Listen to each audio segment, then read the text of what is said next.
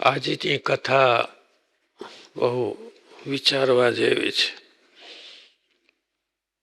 ભગવાનની પ્રસન્નતા કઈ સહેજે સહેજે નથી મળી જતી હો.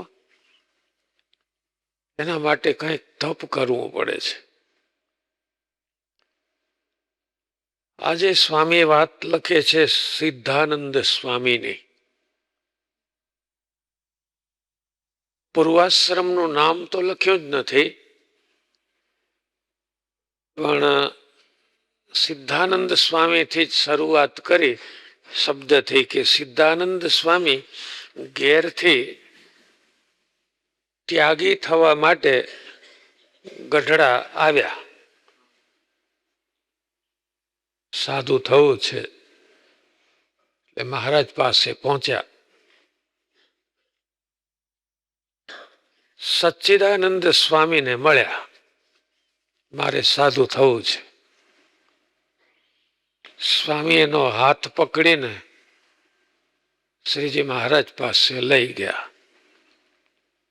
કામ થઈ ગયું ને. પહેલું શરણું કોનું શોધ્યું? સાધુનું શરણું શોધ્યું. શ્રીજી મહારાજે આજ્ઞા કરી સચ્ચિદાનંદ સ્વામીને, તમે લક્ષ્મીવાડીમાં, પીપળાવાડીમાં જે શાકભાજી, ફળ, ફૂલ વાવો છો, ખેતીની સેવા કરો છો, આમને ભેગા રાખો. બોલો, ખેતીના કામમાં આવ્યા હતા સાધુ થવા. એમ ના કહ્યું પંક્તિમાં બેસારો લાડુ પીરસો. ના, ખેતીના કામમાં લઈ જાઓ. તપ સિવાય સિદ્ધિ નથી.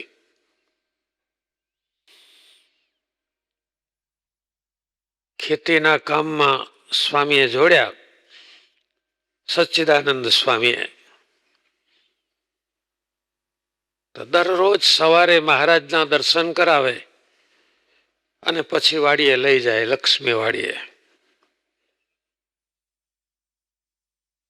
કામ ન હોય ત્યારે સચ્ચિદાનંદ સ્વામી કહેશે, પલાંઠી વાળી મારી સામે બેસ, આંખો બંધ કર.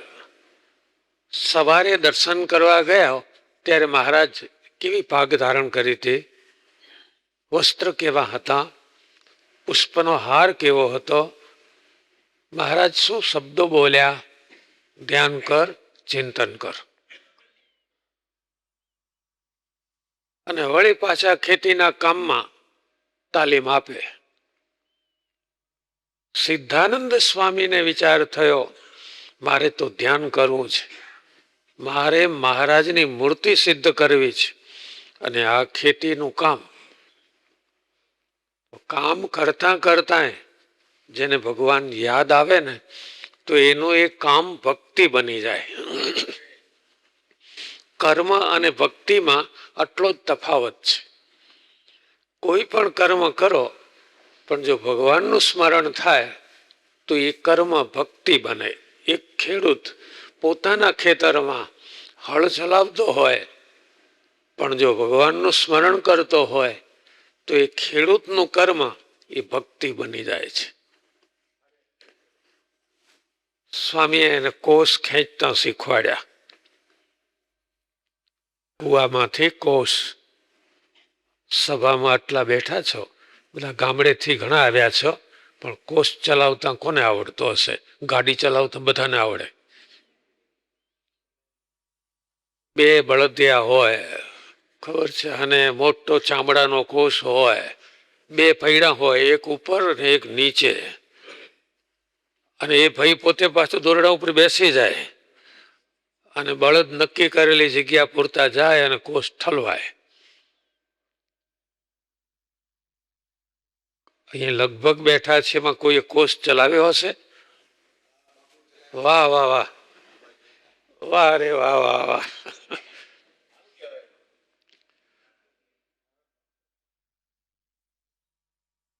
તો સચ્ચિદાનંદ સ્વામીએ સિદ્ધાનંદ સ્વામીને કોષ ચલાવવાની સેવા સોંપી. કોષ ચલાવો. અરર, તો મહારાજનું સ્મરણ ભૂલાઈ જશે. એને કાંકરા ભેગા કર્યા, 100 જેટલા. અને થાળા પાસે રાખ્યા. 100 કોષ કાઢે ત્યાં સુધી મહારાજના એક ચરણારવિંદનું ધ્યાન કર્યા કરે. કેટલા કોષ? 100 કોષ કાઢે. પછી બીજા 100 કોષ કાઢે ત્યારે બીજા ચરણારવિંદનું ધ્યાન કરે. અને કાંકરો એક એક મૂકતા જાય એટલે 100 કાંકરા પૂરા થાય એટલે 100 કોષ પૂરા થાય. આમ ખેતીની ક્રિયામાં ધ્યાન કરતા કરતા સમાધિ થઈ જાય. આગળ વધી ગયા હો. હવે એ વખતે એવું પ્રકરણ ચાલતું હતું. શ્રીજી મહારાજ છતાં સારું છે આપણે 200 વર્ષ મોડા આવ્યા છીએ, તે ઉપર પંખા નીચે જાજમ પાથરીને બેઠા છીએ. એ વખતે એવું પ્રકરણ ચાલતું હતું કે સાધુના ગ્રુપ પાળા બધા પોતાના હાથે બાજરી દળવાની અને રોટલા બનાવવાના. કારણ મોટામાં મોટું કઠિન કામ હોય તો દળવાનું કામ. 500 પરમહંસો માટેનો લોટ દળવો કઈ થોડી ઘંટીઓ હતી કે નાખે ધડાક મશીનથી દળાઈ જાય. હાથથી દળવો પડે. એટલે મહારાજે વેચણી કરેલી. ગઢડામાં 50 ઘંટીઓ હતી. ચાલો આ પાળાની ઘંટી, આ સંતોના, આ બ્રહ્માનંદ સ્વામીના ગ્રુપની ઘંટી, આ નિત્યાનંદ સ્વામીના ગ્રુપ બધા પોતપોતાની રીતે દળી લે. સબકી કાઠી એક કાબોજ, આવી રીતે દળાઈ જાય સહેજે સહેજે. એમાં સચ્ચિદાનંદ સ્વામી ભાઈને કહી દે, સિદ્ધાનંદ સ્વામીને હજુ ધોળે લુગડે હતા, પણ નિર્ગુણદાસ સ્વામીએ સંતના નામથી જ આ કથા આલેખી. સચ્ચિદાનંદ સ્વામી સવારમાં સિદ્ધાનંદ સ્વામીને કહી દે કે વાડીમાં જેટલા ગુલાબના ફૂલ હોય કે જામફળ જેમાં ફળ તૈયાર થયા હોય એ લઈ અને મહારાજ પાસે જાઓ. સિદ્ધાનંદ સ્વામી રસ્તામાં સંકલ્પ કરતા જાય, મહારાજ મને પૂછશે કેટલા ગુલાબના ફૂલ લાવ્યા છો અને કેટલા જામફળ છે, એમ મહારાજ મને પૂછશે એટલે હું કહીશ કે આટલા ગુલાબના ફૂલ છે અને આટલા ફળ લાવ્યો છું. અને દરબાર ગઢમાં પહોંચે. સ્વામી ઓસરીએ શ્રીજી મહારાજ બિરાજતા હોય, પણ સિદ્ધાનંદ સ્વામીના સંકલ્પ જાણીને મહારાજ પૂછે કેટલા ગુલાબના ફૂલ લાવ્યા છો અને કેટલા ફળ લાવ્યા છો? ત્યારે બોલે મહારાજ 5 ગુલાબના ફૂલ છે અને બીજા જે જે ફળ લાવ્યા હોય એ પણ રજૂ કરે. એક દિવસ એવું બન્યું, અક્ષર ઓરડીમાં મહારાજ બિરાજતા હતા. બ્રહ્માનંદ સ્વામી બાજુમાં બેઠેલા. સિદ્ધાનંદ સ્વામીએ 3 જામફળ વાડીમાંથી લાવી તાજા તાજા મહારાજને દીધા. મહારાજ ચાકુએ કરીને, શ્રીજી મહારાજે સ્વયં ચપ્પુ લીધું હો, ચાકુએ કરીને પોતાના હાથે છોલીને ઉપર ઉપરથી છાલ જમવા લાગ્યા. બીજનો ગોળો બચ્યો. ઉપર ઉપરથી છાલ મહારાજે સ્વયં ચપ્પુથી જુદી કરી અને આરોગી અને બીજનો ગોળો વધ્યો. એટલે મહારાજે જ્યાં મુખે માંડ્યો અને બ્રહ્માનંદ સ્વામી બોલ્યા, હે પ્રભુ પેટમાં દુખશે, એકલા એકલા ખાવ છો માટે. એકલા એકલા ન ખાવું ધ્યાન રાખવાનું. ખાને કો સ્વાદ સો તો ઓર કો ખીલાઈએ. ખાવાનો ખરો સ્વાદ ત્યારે કહેવાય બીજાને ખવડાવો. અમે બધા બેઠા આમ જોઈએ છીએ ને તમે એકલા એકલા જમો છો, પેટમાં દુખશે નહીં, નજર લાગે ઘણાની.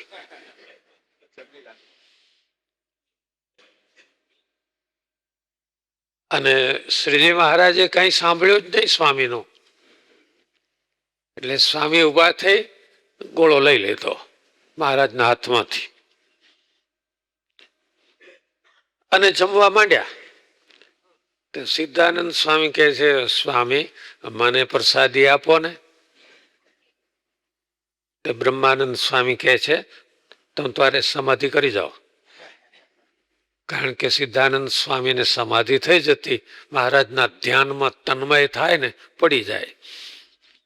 બ્રહ્માનંદ સ્વામી કહે છે, તમે તારે સમાધિ કરો.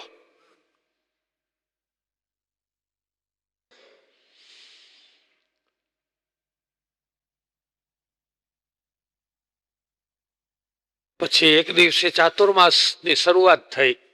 અષાઢ સુદ એકાદશી આવી, મોટી સભા ભરાઈને બેઠેલી. શ્રીજી મહારાજ સર્વને, સાધુ પાળા હરિભક્તને નિયમ દેતા હતા. સચ્ચિદાનંદ સ્વામીએ નિયમ રાખ્યો, જોજો આવા નિયમ આપણે ચાતુર્માસ તો આવે છે ને, હજુ એ સભામાં જાહેરાત થાય છે, ભાઈ નિયમ લેજો. માંડ કદાચ 5-7 હરિભક્તો આવીને કહેતા હશે કે મેં આ નિયમ લીધો છે, બાકી કોઈ કહેતા નથી. આવી નિયમ જાણે, લેનાર જાણે ને ભગવાન જાણે. નિયમ 2 રીતે લેવાય ચાતુર્માસના. જેને સંતનું સાનિધ્ય ન હોય, એટલે કે ગામડે રહેતા હોય, સાધુ ન હોય, તો ભગવાનના સ્વરૂપ પાસે, સિંહાસન પાસે ઊભા રહી હાથ જોડી અને સંકલ્પ કરવો, મહારાજ હું આજથી ચાતુર્માસના આ નિયમ લઉં છું, કૃપા કરજો આ નિયમ હું પાળી શકું. અને જેને સંતનું સાનિધ્ય હોય તો એને સાધુ પાસે નિયમ લેવો કે સ્વામીજી મારે આ નિયમ લઉં છું. એટલે સંતો શું કરે, સાધુનું કામ દરજી જેવું હોય છે. દરજી તમે કાપડ લઈ જાઓ તો પહેલું તમારું માપ લે. પહેલું તો કામ કરે તમે કેવા છો, તમારું પેટ કેવડું છે, અને હાથ પહેલો તમારું પટ્ટી લઈને માપે તમને જ. પહેલા તમને માપે, પછી કપડું તૈયાર કરે. સાધુ પુરુષો પહેલા નિયમ લેનારને માપે. આવીને બોલે છે ખરો, પણ મારે કેટલા ટકા છે, હું 100 માળા ફેરવીશ, પછી ઊંઘી જાય માળા ચાલીને. એમ ના ચાલે. એટલે એની પ્રકૃતિ જોઈને સંતે કંઈક, ના તું આટલો નિયમ રાખ, આ નહીં આ રાખ. અને સંતને ખબર હોય, દરજી પાસે કાયમ જતા હોય ને, તમારું માપ ત્યાં નક્કી જ હોય. બીજે ચોમાસે નિયમ લેવા જાઓ એટલે સંતને ખબર જ હોય, એ નિયમ આપી દે. એક કામ કરો ને, એવો નિયમ રાખો કે ઘેર જમતા જમતા વાતો નહીં કરવાની, મૌન રાખવાનું. કઈ ને ક્યાંય નિયમ સ્વામિનારાયણ ભગવાને ચાતુર્માસના નિયમની આજ્ઞા શિક્ષાપત્રીમાં પણ કરી છે, એટલે ભૂલવું નહીં. તો આપણો પ્રસંગ છે, ગઢપુરમાં મહારાજ સંતો, પાર્ષદો અને હરિભક્તોને ચાતુર્માસના નિયમ આપતા હતા. તો સચ્ચિદાનંદ સ્વામીએ એવો નિયમ લીધો, જોજો સાંભળીને કંપારી આવે. 4 મહિના સુધી રાત્રે કે દિવસે ઊંઘવું જ નહીં. બોલો, ના દિવસે ના રાત્રે, ઊંઘ માત્રનો ત્યાગ. 4 મહિના. અને રાત્રે પલાઠી વાળે અને 2 પગ ઉપર મોટા પથ્થર મૂકે, અખંડ ધ્યાન કર્યા કરે આખી રાત. તમને નથી લાગતું આવા સંતોના પ્રતાપે આપણે સુખી છીએ? નહીં, ઘણા બાપ દાદા કમાઈને ગયા હોય ને, દીકરાને કોઈ પ્રોબ્લેમ નહીં, કોઈ ચિંતા નહીં, આજીવિકા નહીં. આ સંતોના તપ અને ત્યાગ અને સમર્પણ, એ મૂડી રોકાણથી આપણે સુખી છીએ. તો સિદ્ધાનંદ સ્વામીએ વિચાર કર્યો કે સૌથી કઠણમાં કઠણ નિયમ મારે લેવો છે, પણ મહારાજને આગળ બોલી ન શક્યા શરમથી. મને સૌથી કઠણ ગણાય એવું નિયમ આપો. મહારાજ અંતર્યામીપણે જાણીને કહે છે, સિદ્ધાનંદજી કઠણમાં કઠણ નિયમ તો છે કે ભગવાનમાં અખંડ વૃત્તિ રાખવી એ કઠણમાં કઠણ નિયમ છે. આવું ક્યાંય વાંચ્યું હશે ને કે તમે બધાએ ક્યાંય વાંચવામાં આવ્યું છે? વચનામૃતમાં સ્વામિનારાયણ ભગવાને કઠણમાં કઠણ ભગવાનમાં અખંડ વૃત્તિ રાખવી. અને શ્રીજી મહારાજ એવું બોલ્યા, જો એક અહોરાત્રિ એટલે કે 24 કલાક અખંડ વૃત્તિ ભગવાનમાં રાખે તો જીવન પર્યંત અખંડ વૃત્તિ રહે. મહારાજના આ વચન સાંભળી અને સિદ્ધાનંદ સ્વામીએ નિયમ લીધો. સવારે ઉઠ્યા ત્યારથી અખંડ ભગવત સ્મરણ, મૂર્તિમાં જ મનોવૃત્તિ. સ્નાન કરી આવ્યા, સભામાં બેઠા, સભામાંથી પછી ઉતારે પધાર્યા, અખંડ સ્મરણ. પછી દરેક વિભાગ પોતપોતાના વિભાગમાં લોટ બાંધવા બેસાય. રોટલા કરવા હોય ને એનો લોટ બાંધવાનો હોય. સિદ્ધાનંદ સ્વામીને લોટ બાંધવા બેસાડ્યા તો પાણી નાખે તો લોટમાં ન પડે, બહાર પડે, કારણ કે મૂર્તિમાં વૃત્તિ અખંડ. ત્યારે બીજા પાળા બોલ્યા, આ દેખે છે કે નહીં, પાણી ક્યાં નીચે નાખે છે, લોટમાં તો પડતું નથી. ઉભા કરી દીધા, જા તું દળવા જા. એટલે સિદ્ધાનંદ સ્વામી હજુ સફેદ કપડે હતા એટલે પાર્ષદ કહેવાય, એટલે દળવા બેઠા. તો મુઠ્ઠી ભરે અનાજની અને ઘંટીના ગાળામાં નાખવાના બદલે બહાર પડે, કારણ કે મનોવૃત્તિ અખંડ મહારાજમાં. વળી બીજા પાળાએ ત્યાંથી ઉભા કરી દીધા. આ તો હાવ ક્યાં નાખે, શું કરે છે એમ વઢીને ઉભા કર્યા. પછી આ રીતે બપોર થયા ત્યાં સુધી અખંડ વૃત્તિ રાખી. જમતા જમતા મહારાજની મૂર્તિમાં અખંડ વૃત્તિ રાખી. ત્યાં કોઈ હમીરજીએ કહ્યું કે લ્યો મહારાજના વસ્ત્ર ઘેલા ઉપર જઈને ધોઈ આવો અને મહારાજ માટે દાંતણની 2 સોટી લેતા આવજો, સારી લાવજો. ઘેલા કાંઠે જઈ મહારાજની મૂર્તિમાં અખંડ વૃત્તિ રાખી મહારાજના વસ્ત્રો ધોયા. હવે બાવળની સોટી સારી કઈ છે એ જોવા જાય તને મૂર્તિ ભૂલાઈ જાય તો. પણ મહારાજની મૂર્તિમાં અખંડ ધ્યાન રાખી અને 2 સોટી બાવળની લીધી. પાછા આવ્યા, મહારાજના દર્શન કર્યા, અખંડ સ્વરૂપમાં મૂર્તિ રાખી. આખી રાત નિર્ગુણદાસ સ્વામી લખે છે કે શ્રીજી મહારાજનું વચન હતું કે અહોરાત્રિ એટલે કે રાત્રિ દિવસ 24 કલાક અખંડ વૃત્તિ રાખે અને કાયમ રહે તો મહારાજની મૂર્તિ એને અખંડમાં જીવંત પર્યંત અખંડ વૃત્તિ રહી મહારાજની મૂર્તિમાં. છતાં દરરોજ લક્ષ્મીવાડીએ જાય, સચ્ચિદાનંદ સ્વામી કે એ સેવા કરે. હવે જોજો મહારાજથી દૂર જવાનો પ્રસંગ આવ્યો. આનંદાનંદ સ્વામી વડતાલથી આવ્યા ગઢપુર. પગે લાગી અને કે છે મહારાજ એક એવો ગાડા ખેડૂ આપો ને.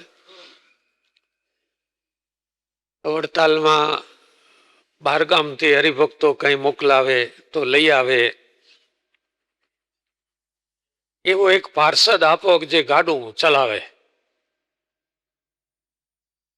ત્યારે શ્રીજી મહારાજ કહે છે આ આનંદ સ્વામી ભેગા વડતાલ જાય એવો પાર્ષદ કોણ છે? ત્યારે કોક સાધુ બોલ્યા, સચ્ચિદાનંદ સ્વામી પાસે છે ને એ સારો પાર્ષદ છે, આખો દાડો કામ કરે છે, થાકતો નથી. કોણ? સિદ્ધાનંદ સ્વામી. મહારાજ કહે છે જાઓ આનંદ સ્વામીની સાથે વડતાલ. એટલે બહુ દુખી થઈ ગયા. અરે મહારાજથી દૂર જવું પડશે.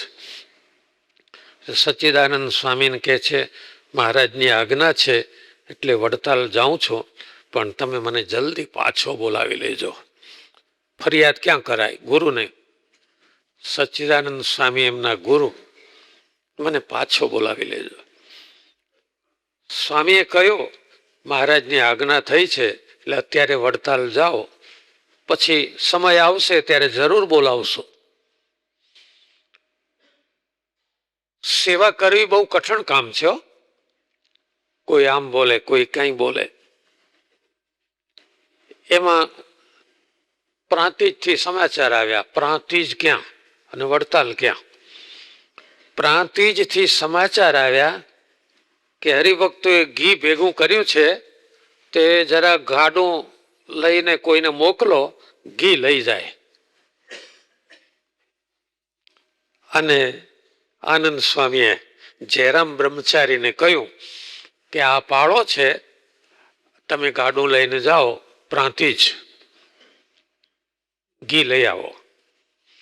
જયરામ બ્રહ્મચારી ગાડે બેસી, સિદ્ધાનંદ સ્વામી ગાડું ચલાવે ધોળે લુગડે, અને જયરામ બ્રહ્મચારી જેનો આપણે થાળ બોલીએ છીએ ને, એ જયરામ બ્રહ્મચારી ગાડે બેઠા પ્રાંતિજ આવ્યા. હવે પ્રાંતિજમાં જયરામ બ્રહ્મચારીના બેન રહેતા હતા. બ્રહ્મચારી એમને ઘેર જમવા પધાર્યા, ઠાકોરજીનો થાળ કરવા. સિદ્ધાનંદ સ્વામી ભેગા. બેન જરા ઉગ્ર સ્વભાવની હશે.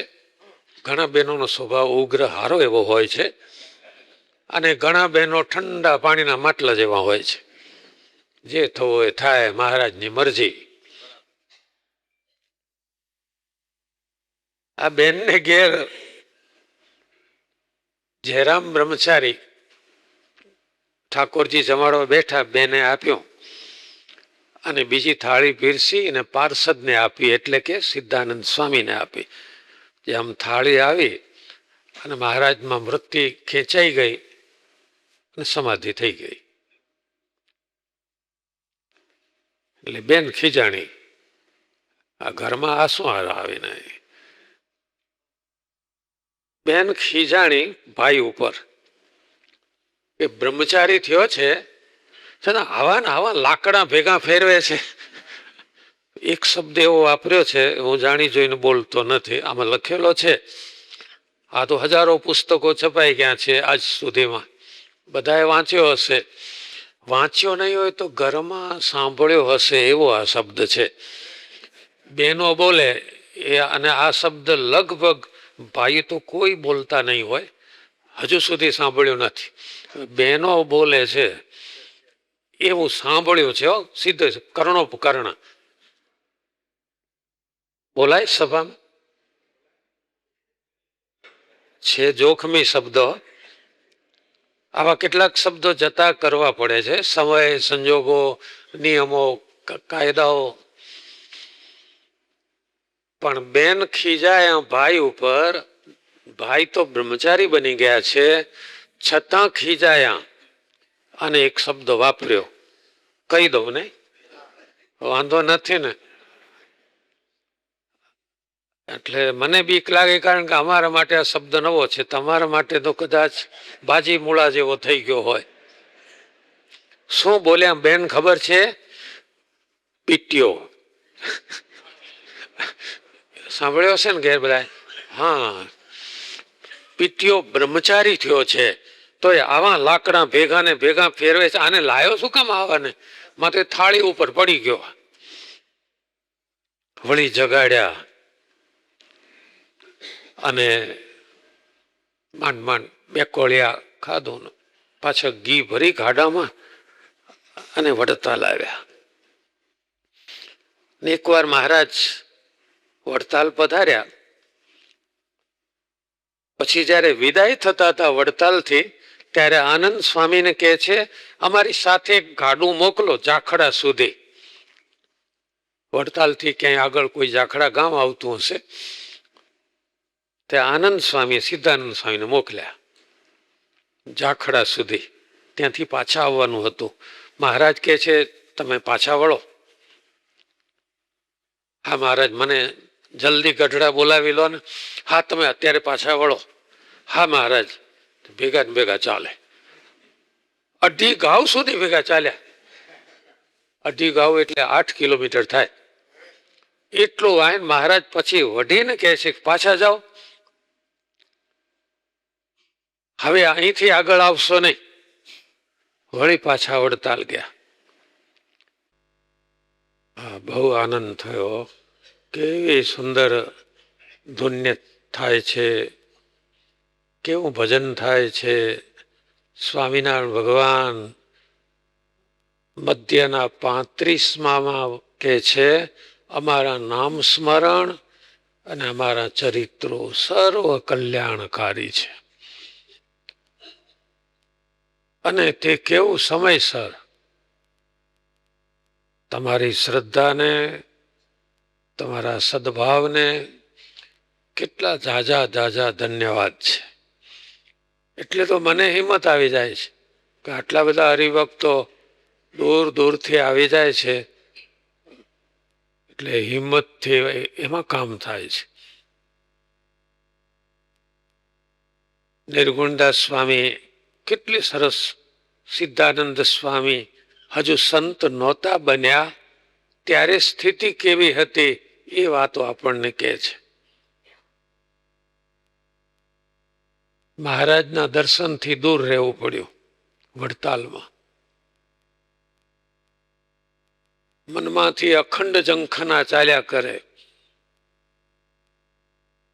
જમવાનું મળે કે ન મળે, ગમે એટલું કષ્ટ આવે, પણ મહારાજના દર્શનથી દૂર નથી થવું. એમાં એક સાનુકૂળ સંજોગો આવ્યા. મોટાભાઈ રામ પ્રતાપજી એણે એક ગાડું રાખ્યું. ગાડામાં બેસીને ગેલા કાંઠે જાય, ગાડામાં બેસીને લક્ષ્મીવાડી જાય. પણ મોટાભાઈને જરા ગાડું ચલાવવાની મજા ના આવે. 2 બળદિયા એને કંટ્રોલમાં રાખવા. અને મોટાભાઈએ સીધી અરજી કરી મહારાજને, એક કોઈ હરિભક્ત હોય એવો તો મારું ગાડું ચલાવે એવો જોઈએ છે. અહીં જ રહેતો હોય, કારણ કે સત્સંગી બહારગામના ના ચાલે. એ તો દર્શન કરીને જતા રહે 2 દાડા 6 દાડા રોકાઈને.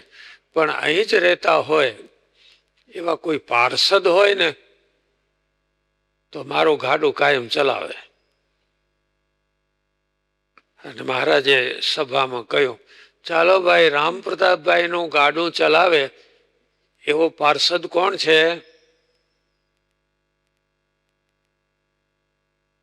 તો તરત જ સચ્ચિદાનંદ સ્વામી બોલ્યા કે ભાઈની સાથે જરા સાનુકૂળ આવે, મોટા ભાઈની સાથે. એવો તો ભાળો મારી સાથે હતો, તમે વડતાલ મોકલી દીધો છે.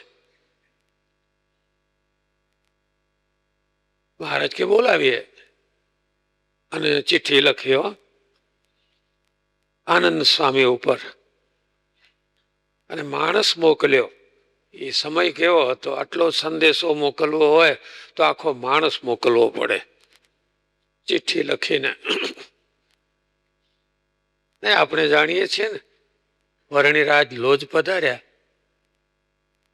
એટલે મુક્તાનંદ સ્વામીએ પત્ર લખ્યો, માણસ મોકલવો પડ્યો. ક્યાં?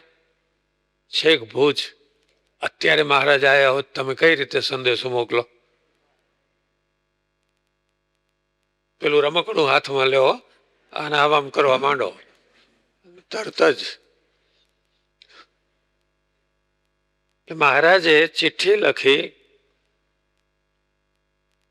આનંદ સ્વામી ઉપર અને એક હરિભક્તને મોકલ્યા. કાગળ ગયો, આનંદ સ્વામીએ વાંચ્યો અને સિદ્ધાનંદ સ્વામીને કહ્યું. એટલે પૂર્વાશ્રમનું નામ જ આમાં ઉલ્લેખ નથી. સિદ્ધાનંદ સ્વામીને કહ્યું કે મહારાજે તમને બોલાવ્યા છે, ત્યાં રામ પ્રતાપભાઈનું ગાડું હાંકવાનું છે.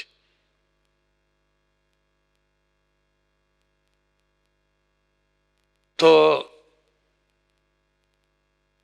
તમે થોડા દાડા પછી જશો ને? ના સ્વામી, હું અત્યારે જ જાઉં છું. પણ હજુ થોડું કામ. ના, હું અત્યારે જ જાઉં છું, મહારાજે મને ચિઠ્ઠી લખી. એમ નહીં, તારું ઠેકાણું નહીં. હું એક સંતને તારી સાથે મોકલું ને તું ક્યાં જાય? હવે વડતાલથી ગઢડાનો રસ્તો જ તને હાથમાં નહીં આવે. પછી આનંદ સ્વામી એક સંતને કહ્યું કે આ ભગતના ભેગા તમે ગઢડા જાઓ. તો એ સંત અને આ ભગત વડતાલથી ચાલતા થયા. ભગતે મુઠ્ઠીઓ વાળીને દોટ મૂકી. જલ્દી પહોંચવું છે ને. કેટલી વ્યગ્રતા, કેટલી ઉતાવળ, કેટલી શ્રદ્ધા. આપણે કોઈ દાડો ઘેરથી અહીં દોડતા દોડતા આવીએ છીએ કે આરતીનો ટાઈમ થઈ ગયો, દોડો, સવારનો સમય થયો, ભાગો, એવું થાય છે. સ્વામિનારાયણ ભગવાને બોલાયો છે, જલ્દી પહોંચી જાઉં, જલ્દી દર્શન થાય. તે મુઠ્ઠીઓ વાળીને દોટ મૂકી. એટલે પેલા સંત જોડે હતા ને, એ વાંસે દોડ્યા. એટલે આ ધીમે ચાલ, પણ બહુ દોડ્યો જાય છે, ટાંટિયા ભરાઈ જશે. આ સ્વામીના શબ્દો છે. એનો અર્થ શું થાય? પગ રહી જશે, ગોટલા બાજી જશે. અને આ સંતે જરા આખા બોલા હશે. એટલે કે છે કે ત્યાં કોઈ તારા હગા બેઠા છે તે ઘી ગોળ ગરમ કરીને પાય, માટે ધીમો હેડ. પણ શું કહ્યું ભાઈ? ઘી ગોળ. એક યાદ રાખજો, કોક દાડો ક્યાંક બહુ કામ કરીને, મહેનત કરીને, ચાલીને થાકી ગયા હો ને, તો ત્યાં જઈને કંઈ પાણી ન પીવું, કંઈ દૂધ કે કંઈ ન પીવું, પણ 2 ચમચી ઘી અને લગભગ એટલો જ ગોળ, 20 ગ્રામ ગોળ ને 20 ગ્રામ ઘી ગરમ કરી અને પી જવાનું. અને પછી 5 કલાક પછી ભલે પાણી પીઓ. તમે જુઓ, તમે બિલકુલ ચાલ્યા ન હો એવું શરીર થઈ જાય. અહીંથી ચાલતા ચાલતા તમે કોઈ પણ યાત્રા સ્થાનમાં ગયા હો, થાકી ગયા હો, તો આ ઉપાય બહુ સારો છે. આ દોડવા માંડ્યા ભગત. વાહે પેલા સંત કહે છે ધીમો હેડ, ત્યાં તને કોણ ગોળ ઘી ગરમ કરીને પાસે? પણ સાંભળે કોણ? દોડતા જ જાય. રસ્તામાં એક રાત્રિ રોકાઈ અને બીજે દાડે ગઢડા પૂગી ગયા. બીજે દાડે તો ગઢપુર પહોંચી ગયા. સામી ઓસરીએ મહારાજ વિરાજમાન હતા. અને જેવા ભગત આવ્યા ને, એ તરત જ જીવુબાને કહે છે ઘી ગોળ ગરમ કરીને લાવો. આ ભગત છેક વડતાલથી દોડતા આવ્યા છે. કોણ પાસે? જિંદગીમાં જો શ્રદ્ધા હોય ને તો પાવાવાળા બેઠા છે. એટલે ઘી ગોળ પાવાવાળા. મહારાજે જાતે ઘી ગોળ આ રીતે પાયા. અને પછી તમે રામ પ્રતાપભાઈની બળદગાડી કાયમ સંભાળજો, જાઓ, એ સેવા આપી દીધી. મોટાભાઈની આજ્ઞા થાય, ચાલો રાધા વાવ લે લો, એટલે રાધા વાવ. ચાલો ગેલા કાંઠે, તો ગેલા કાંઠે. એક દિવસે એવું બન્યું, ગઢાળીથી આંબા શેઠ આવ્યા. 12-15 કિલોમીટર ગઢાળી ગામ છે ગઢપુરથી. ત્યાંથી આંબા શેઠ આવ્યા. મહારાજને વિનંતી કરી, સર્વે સંતો, પાર્ષદો, બ્રહ્મચારી અને આ અયોધ્યાવાસી અમારે ત્યાં પધારો. 2 રસોઈ છે, એટલે આજે આવી રસોઈ કરીને આવતા રહો એમ નહીં, 1 દિવસ રોકાવું પડશે. 2 રસોઈ છે. મહારાજે આજ્ઞા કરી. એટલે બધા સંતો ગયા, પાર્ષદો ગયા. પણ નિર્ગુણદાસ સ્વામી લખે છે મોટા ભાઈ રામ પ્રતાપજી એમના પાળાને કહે છે ગાડું લઈ લે. એટલે સિદ્ધાનંદ સ્વામી ગાડું ચલાવ્યું, મોટા ભાઈ બેઠા. ત્યાં ગયા એટલે સમાધિ થઈ ગઈ મહારાજના સામે. તો જે સંત રસોડું સંભાળતા હતા એને મહારાજને કહ્યું, મુક્તાનંદ સ્વામીને કહ્યું કે રામ પ્રતાપભાઈનો ખેડૂ ગઈકાલે જમવા આવ્યો નથી. સંતો કેટલું ધ્યાન રાખે છે ખબર છે? નહીં તો આવડા મોટા સમારંભમાં કોણ આવ્યો કોણ ના આવ્યો, પણ કે છે રામ પ્રતાપભાઈનો ખેડૂ ગઈકાલે જમવા આવ્યો નથી. મુક્તાનંદ સ્વામીએ તપાસ કરી અને કહેવરાવ્યું. એટલે સિદ્ધાનંદ સ્વામી આવ્યા, જમવા બેસાડ્યા. સંતો લખે ને ત્યારે કોઈ ચિંતા કર્યા વગર સત્ય હોય ને લખે. સાચો ઇતિહાસ તો સંતોની વાતોમાં છે. ગઢાળીમાં જ્યાં રસોડું કર્યું હશે ત્યાં સિદ્ધાનંદ સ્વામીને જમવા બેસાડ્યા. એ જમવાનું ચાલુ કર્યું અને કૂતરા બાજ્યા બાજુમાં.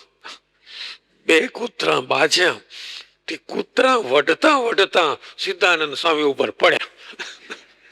કૂતરા બાજે ત્યારે કેવા બાજે ખબર છે? માણસથી આગળ વધી જાય.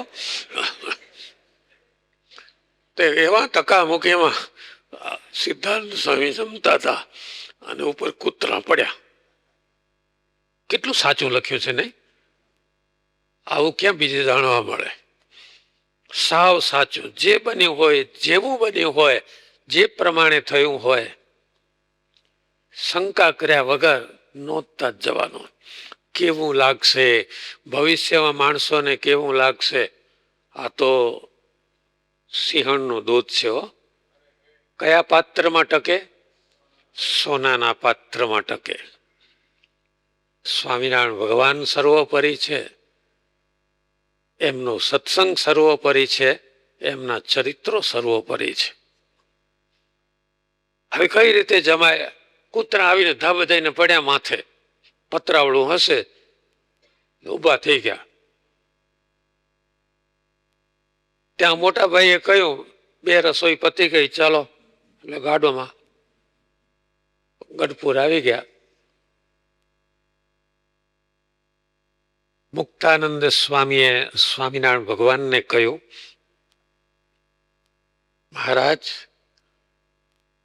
આને પાળા તરીકે રાખવા જેવો નથી, એને સંત બનાવી દો. એ ભજન કરશે ને ભજન કરાવશે. 2 દાડાનો ભૂખ્યો છે. ગઢાળીમાં રસોઈ હતી. આગલા દિવસે બેસ્યો ધ્યાનમાં, બીજા દિવસે જમવા બેસાડ્યો તો કૂતરા પડ્યા, તો ભૂખ્યો પાછો આવતો રહ્યો છે. મહારાજ હવે એને સંત બનાવો. અને શ્રીજી મહારાજે બોલાવી અને દીક્ષા આપી. સિદ્ધાનંદ સ્વામી નામ આપ્યું. અને આજથી તમારા ગુરુ સચ્ચિદાનંદ સ્વામી 2 સમાધિ વાળા. ગુરુ સમાધિ વાળા, ચેલાય સમાધિ વાળા. રસોડાનું જે થવું હોય થાય. તો તારે ભજન કરો ને સમાધિમાં રહો બસ. કેટલી સુંદર કથા આપણે સાંભળી. હજુ એક વાત પાછી સ્વામી લખે છે. એકવાર વાડીમાં ઘઉં થયેલા. વાડી એટલે લક્ષ્મી વાડી. વાડીમાં ઘઉં થયા, એનો ઘઉં કાઢીને પાલો કર્યો. ઘઉં કાઢીને પાલો કર્યો એટલે ઢગલો કર્યો. એટલે સિદ્ધાનંદ સ્વામી એમાંથી ખોબો ભર્યો, જોડીમાં નાખવા માંડ્યા. શું કરે છે? તો ત્યાં દરબાર ગઢમાં જઈ એને દળીશ અને એની રોટલી કરી અને મહારાજને જમાડીશ. આ પાલાના ઘઉં આપણા ન કહેવાય, એ તો જેવોબાના છે. આ ઢગલો છે ઘઉંનો, એ આપણો નથી. તો આપણા ઘઉં કયા? હલો કરીએ એ આપણા ઘઉં. કોઈ ખેડૂત હોય એને પૂછજો બાપા. આ તો સંસ્કૃત શબ્દો આવડે, પણ આ શબ્દો ક્યાંય તમારે ડિક્શનરીમાં ના મળે. અને જોડો ખભે ભરવ્યો અને માંડ્યા હલ્લો કરવા ખેતરમાં જઈને, વાડીમાં ક્યાંય પડી રહેલા હોય ડુંડા, ક્યાંય રહી ગયેલા હોય ઘઉંના, વીણવા માંડ્યા. અને અંતરમાંથી બસ આ ભેગા થઈ જાય જલ્દી ઘઉં, જલ્દી દળી અને મહારાજને રોટલી કરીને હું મારા હાથે જ જમાડું. તન્મયતા આવીને અને સમાધિ થઈ ગઈ. તો સમાધિમાં ચીસ પાડી તો બીજા કોઈ કામ કરવા વાળા વાડીમાં હશે ને, એને એમ થયું કે સ્વામીને કોઈ જનાવર કરડ્યું. બધા દોટ મૂકી લાકડીઓ લઈને જ્યાં આવ્યા તો આ તો સમાધિમાં સચ્ચિદાનંદ સ્વામી આવ્યા. ઉભો થા, તે ઘઉં વીણ્યા, તે દળ્યા, તે રોટલી કરી અને મહારાજ જમ્યા, બધું હરખું છે, હવે તું ઉભો થા કહેવાય. સમાધિમાંથી જગાડ્યા. એકવાર સ્વામિનારાયણ ભગવાન ગેલા કાંઠે બિરાજતા હતા. પથ્થર કઢાવતા હતા મહારાજ માથે બેહીને. ગોપીનાથજીના મંદિરના પાયા ખોદાતા, પુરાતા હતા. મહારાજ પથ્થર કઢાવતા હતા. ત્યાં સિદ્ધાનંદ સ્વામી પણ સેવા કરતા હતા. જીવા ખાચરને ત્યાં કોઈ પ્રસંગ હતો એટલે જીવા ખાચરના સગા દરબારો, કાઠી દરબારો બધા આવેલા. મહારાજ પાસે આવ્યા, હાથ જોડ્યા. ઘણા બધા સંતોને જોયા એટલે બહાર ગામથી આવેલા કાઠી દરબારોએ મહારાજને પૂછ્યું, આ તો બહુ સાધુ છે, આમાં મોટેરા કોણ? એટલે શ્રીજી મહારાજે હાથ લાંબો કરી અને સિદ્ધાનંદ સ્વામીને બતાવે, આ અમારા મોટેરા સાધુ. નહોતો વ્યવહાર આવડતો, પણ છતાં સ્વામિનારાયણ ભગવાન કહે છે આ અમારા મોટેરા સાધુ. બહુ અદભુત કથાઓ છે.